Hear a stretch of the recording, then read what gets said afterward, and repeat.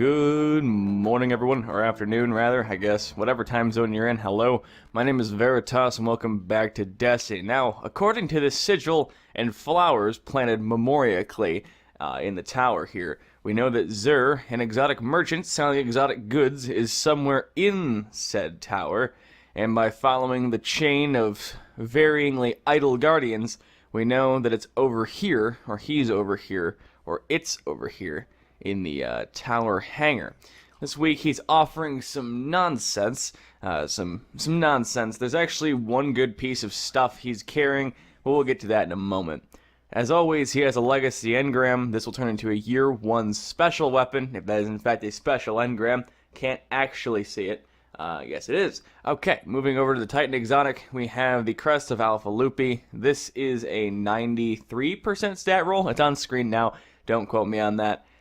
But what this does is it allows supers to generate more orbs, and I believe you can also revive and be revived faster. So fun stuff there.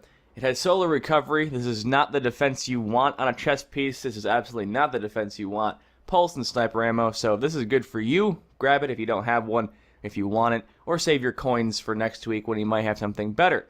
Moving into the one thing I'd recommend this week, Shinobu's Vow. This is a pair of gauntlets for the Hunter. These are Discipline and Strength. They are 2 off of Perfect. These are a 98% stat roll, so I recommend picking them up just for the fact that they are good in stats.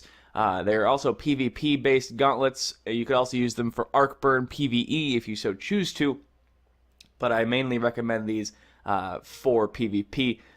Fusion Rifle Loader, I believe, will affect the Sleeper Simulant. I'm not entirely sure. Bungie's very weird about how they balance those kind of things. I'm not entirely sure if it works on the Sleeper Simulant. New tricks. Improve skip grenades, and you gain an additional skip grenade charge, so you get double skip grenades, and they have better, tracking and stuff. They're more angry bee swarmy than they normally are. So decent gauntlets here. I'd recommend them if you play PvP a lot and you want to use skip grenades, or you just want a pair of perfect gauntlets and you happen to don't care if they're exotic, taking up your slot. Moving to the last exotic this week, the Ram is for the Warlock. Alright, let's see what this has on it here. Strength of the Ram. Increased armor. All Voidwalker melees trigger lifesteal on hit. So this has been nerfed significantly with the lifesteal changes and the health regen changes in the recent PvP patches. It has also affected PvE like it always does, and with those comes negative, horrible changes to the rest of the game. So this is not as good as it used to be, both in PvP and PvE. Honestly, I'd pick this up if you need a helmet for PvE. I used to use this a lot in the Kingsfall raid just to have increased armor when running Relic, a little bit more survivability, and things like that. It's not necessary, but you can do it. I don't remember what the stat roll on this is, but as always, it's on the top right-hand corner of the screen, so you can go ahead and see it there. Like I said, it's not a great roll as far as I remember, but I pick it up if you need it. Like I said, not a great roll, so I'd probably stick away from it. The weapon this week is the Invective. This is a full auto solar shotgun that regenerates ammunition over time. So here we have full auto, we've got final round, and we have Invective. This weapon regenerates ammo over time. It has 2 ornaments as well. It has Storm's Reproach, and it has Iconoclast. Iconoclast makes it look like an IS Luna, and Storm's Reproach makes it look like it's breaking. So, if you want to purchase that and get an ornament for it, you can. Speaking of ornaments and weaponry, down here in the weapon bundles, you have Invective and Storm's Reproach. That's convenient. I just talked about that. You also have Truth and the Heart of Gold. Now, since he has the Invective this week and an Invective with an ornament, I would like to make mention that this is 30 strange coins and 25 silver dust for a guaranteed Invective and Storm's Reproach, whereas he's selling the Invective for 17 strange coins, and Storm's Reproach can be purchased from the silver dust kiosk out by the postmaster for 25 silver dust. So if you want to save 13 strange coins, go ahead and buy this Invective here, and then go buy the ornament from the kiosk out in the middle of the tower, saving 13 strange coins in the process. If you want the Truth Rocket Launcher and the Heart of Gold guaranteed, you can go ahead and buy this, or just wait until he sells Truth and then buy the Heart of Gold ornament on your own. You will save 13 strange coins, but this is a guaranteed way to do it if you do not want to wait. Moving down to curios, we have the Plasma Drive and the Stealth Drive. These can be used to upgrade rare quality sparrows that can be purchased from the Vanguard and Crucible Quartermaster into legendary quality sparrows with a blue and red trail respectively. Enjoy that. Heavy Amazons this week, 3 for 1 or 10 for 3. Always buy 10 for 3 as it is technically cheaper. These can be used to trade into factions for faction reputation. Make sure you have the Nightfall buff first, 25% bonus there to rep gains. The exotic class item is another buff as well to that. So have fun charging your faction reputation if you so choose to need to. Faction packages now drop at 400 post Age of Triumph. Things like that, and they can also be used for what they're meant for, heavy ammo regeneration. 3 of coins is a stackable effect that will increase your chances for the next Ultra and or Crucible match you complete to drop an exotic engram. These work in that you use 1, go through a strike, kill the boss. It has a slight chance to drop an exotic engram. If it does not drop one, use another 3 of coins. The next one you kill will have an even greater chance, and this continues until you get one guaranteed. And then the timer resets back to 0, and you have a very small chance again. Works the same way for Crucible matches. Pop one of these at the beginning of a Crucible match, go through it, complete it. If you don't get one, use another one.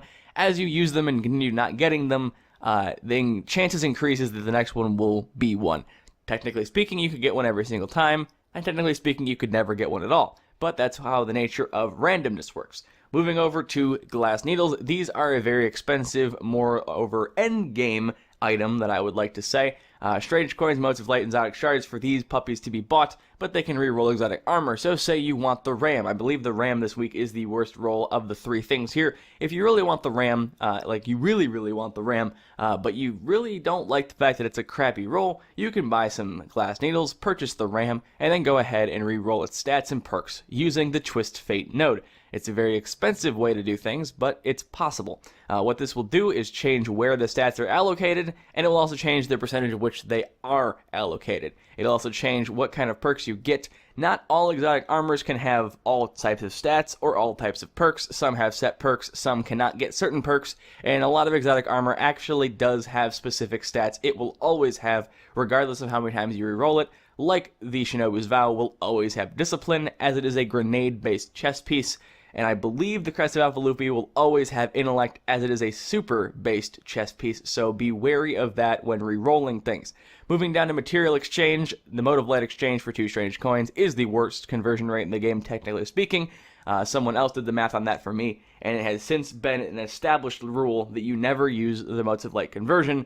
Thank you, Reddit. Moving over to the exotic shard, you can get 1 exotic shard for 7 strange coins. If you don't want to spend 7 strange coins for an exotic shard, and you'd rather spend something more easily obtained, like Glimmer, go ahead and follow me over to the Vanguard Quartermasters, or the Vanguard, whatever they're called, and we will talk about how to duplicate, quote-unquote, exotic shards. That's what he has for this week, though. I recommend picking up the Shinobu's Vow, as they are a very, very good stat roll, 2% off of perfect. The Titan chest piece is, I believe, 93%. It's up above 90 as far as I'm concerned, or as far as I remember. So it's a decent chest piece there if you want to pick it up. Like I said, the Warlock helmet this week is sub 90, I believe. So I believe it's 86% actually, so I wouldn't recommend picking that up. But here we are at the exotic weapon kiosk. Go ahead and open this up, and we have our 1 exotic shard that we purchased from Zer for 7 strange coins.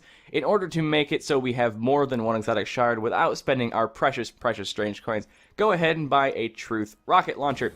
This will allow you to duplicate, quote-unquote, exotic shards. So we purchased a Truth rocket launcher with 1 of our exotic shards and 2500 glimmer. Now we go into our inventory and we pop a heavy telemetry. This increases the upgrade rate of heavy weapons for the next 30 minutes. You can also use one of those and a class item that has rocket launcher upgrade rate, and it technically does do more experience, but you don't have to do that. It only saves 1 mode of light, and you're going to get that back anyway.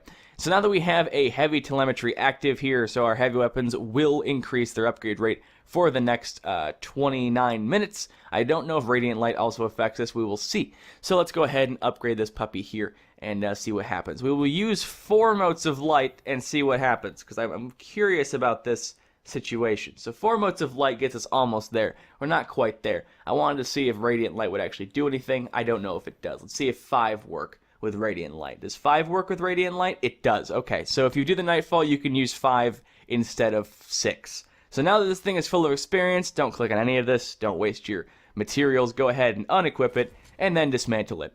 So now your 1 exotic shard and your 2500 glimmer that you used and purchased from Xur turns into 2 exotic shards, a few motes, weapon parts, and glimmer back for you there. I should have I had this on when I was using motes. That's good. I'm glad I'm leveling stuff up. Anyway, so that's how you duplicate exotic shards. It's a much cheaper way of purchasing more without having to use strange coins. So if you really need shards, you can do it that way, since glimmer is much more accessible and much more easy to grind than strange coins are. So that's my recommendations this week. Enjoy what Xur has while he's here. He will be here until Sunday morning at reset, so he leaves in 2 days from when he gets here. So, that's all I have for you this week. I hope you enjoyed, and I hope it was helpful. I hope I saved you some, silver dust in the process. There are some strange coins if you wanted that shotgun and ornament combination. Anyway, that's going to be it for me. Hope you guys enjoyed. I will see you on Tuesday for the weekly reset video. If you didn't know, Kat and I are doing a co-op series through Dark Souls 3's new DLC, The Ring City. If you want to give that a little bit of a watch, go ahead, link in the description. Otherwise, I will see you guys on Tuesday, like I said,